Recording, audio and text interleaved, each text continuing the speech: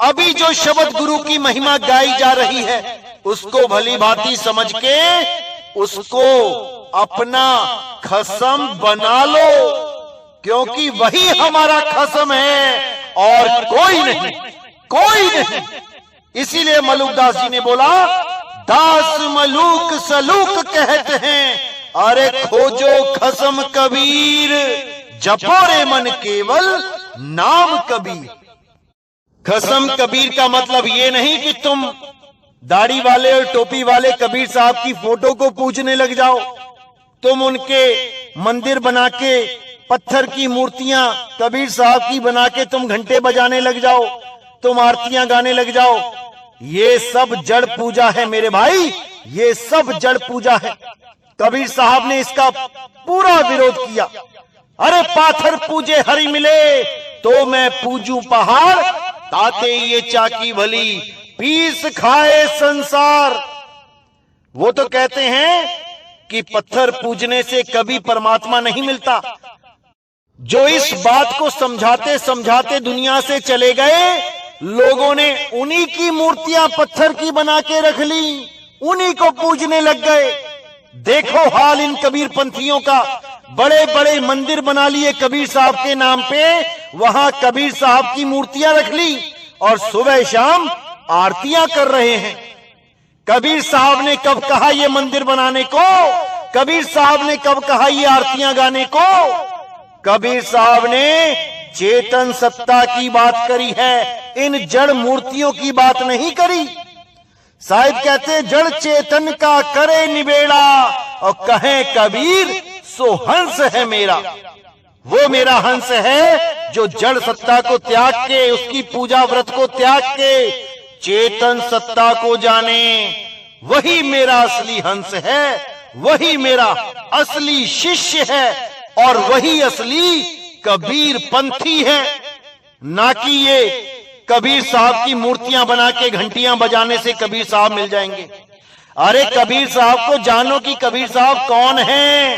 कक्का केवल नाम है, बब्बा ब्रह्म शरीर, रारा सब में रम रहा, वाह को नाम कबीर। जो सब घटों में रम रहा है वही कबीर है, वो रमता राम ही कबीर है। उसकी मूर्ति कौन बना सकता है? कोई नहीं, कोई नहीं।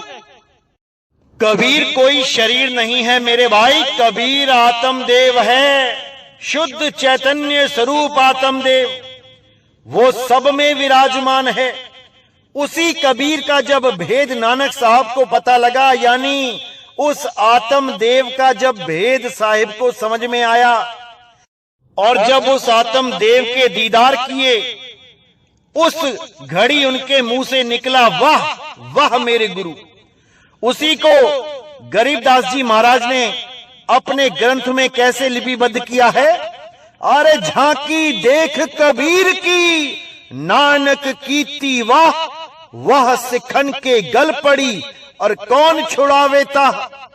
यानी नानक साहब ने जब आत्मदेव को जाना, जब आत्मदेव को अनुभव किया, तब उनके मुख से अपने आप निकला वाह गुरु, वाह गुरु।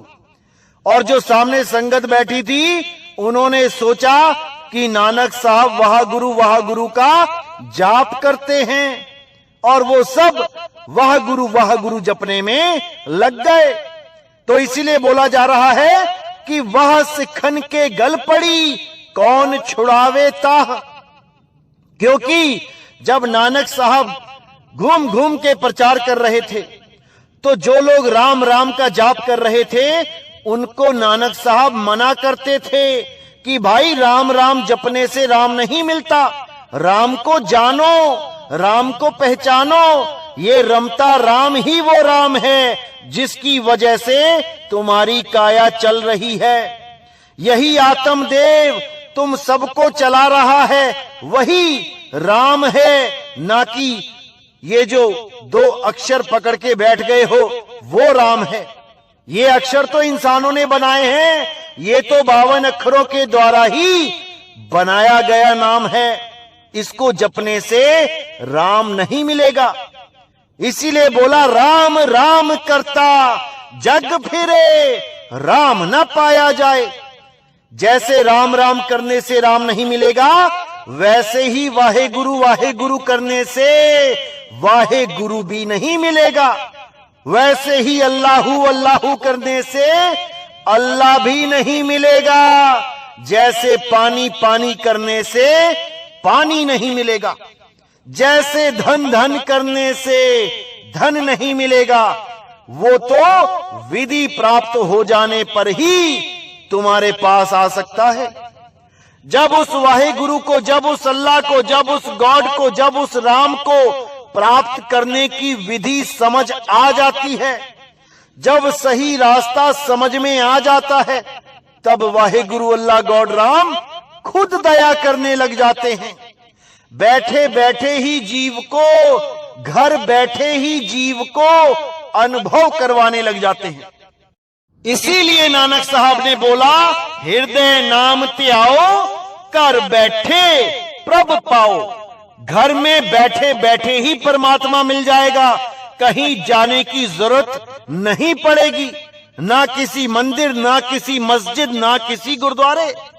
इसीलिए बोला गया, अरे ना कहीं आना ना कहीं जाना, आपे में आप समाना। वो आत्मदेव तुम्हारे पास है, उसी आत्मदेव में परमात्मा का वास है। अरे आत्म मही राम, राम मही आत्म। समझ जाओ मेरे भाइयों, इसको समझ जाओ। तो आगे क्या